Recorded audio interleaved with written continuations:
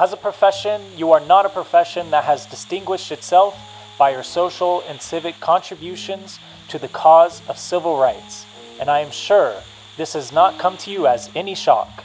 You are most distinguished by your thunderous silence and your complete irrelevance.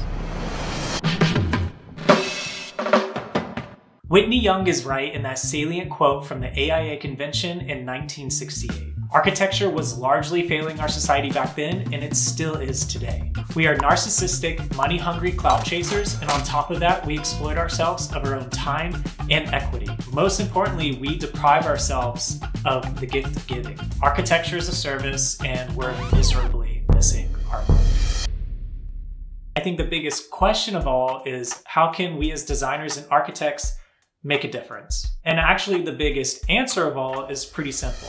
Public interest design. Public interest design is a human-centered and participatory design process that places emphasis on ecological, economic, and social issues. More specifically in architecture, public interest design focuses on the general good of the local citizen, and this is through a fundamentally collaborative perspective.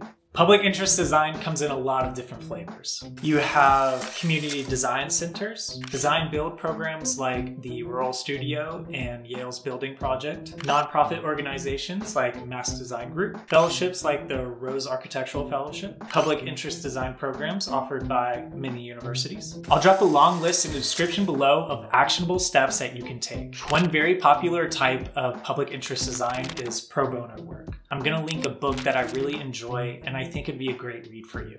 Pro bono is when an architecture firm dedicates some of their time and service to a nonprofit organization and they receive no financial compensation for it. All right, let's bring in some stats. In an AIA firm survey report containing data collected from nearly 1,000 architecture firms, we can see that only around half of the architecture firms provided pro bono services. And in the year 2019, the amount of firms offering pro bono work decreased slightly. This same year, the data shows that almost the same number of small firms with about 5 to 9 employees offered pro bono just as often as larger firms with 100+ employees. It also looks like almost all of the firms with 100+ employees are only offering around 1% of their billable hours towards pro bono work. In my opinion, 1% is good, but it's not enough. Okay, but hold on, because there's a couple big problems with public interest design, and I want to be 100% honest with you.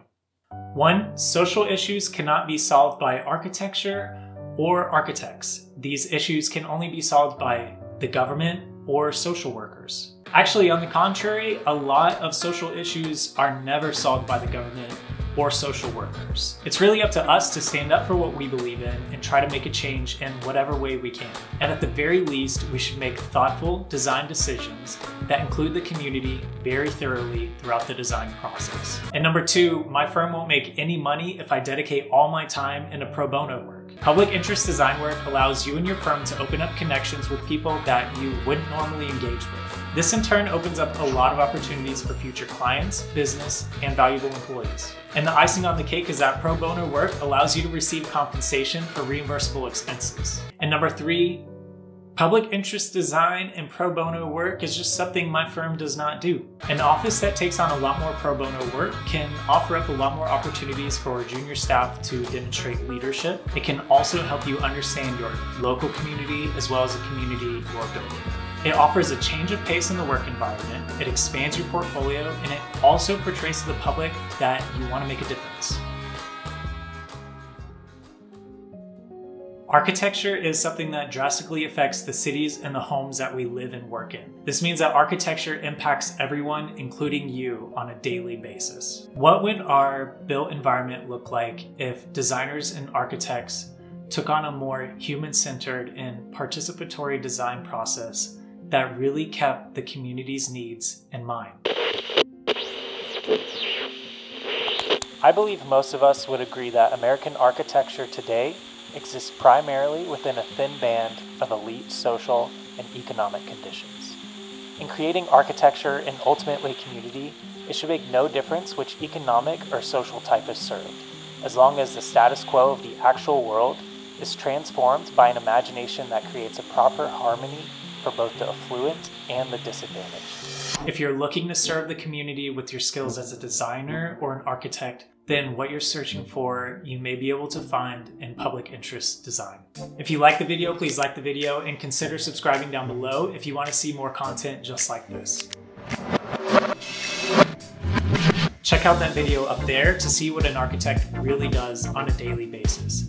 And right here beside me are my Patreon supporters. Patreon is where creative thinkers and makers like you can support someone like me.